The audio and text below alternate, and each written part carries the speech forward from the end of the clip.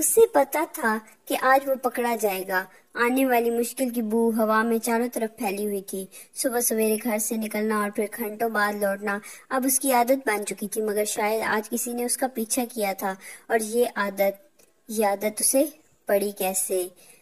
پہل تو وہ گھر سے نکلتا اور ارد گرد بنگلوں کے بیچ سے ہوتا ہوا بڑی سڑک تک پہنچتا، پھر سڑک پار کر کے پرانے اور خستہ مکانوں کے درمیان ایک گلی پر سیدھا چلتے چلتے کھلے بازار تک پہنچ جاتا، جہاں کی رونق اور گہما گہمی اسے اچھی لگتی۔ مگر ایک دن نہ جانے کیوں وہ پرانے مکانوں کی درمیانی گلی پر چلتے چلتے بازار سے پہلے ایک خاص مقام پر بائیں جانب مڑ گیا تھا، اور پھر تھوڑی ہی دور اسے وہ کوڑے کا وسیع ڈھیر نظر آیا تھا جہاں اب وہ روزانہ جاتا تھا۔ اسی کوڑے کے ڈھیر پر اسے وہ دونوں کھیلتے ہوئے ملے تھے جن سے اب وہ روزانہ کھیلنے جاتا تھا، چھوٹے چھوٹے ہاتھ، ننگے پاؤں، معصوم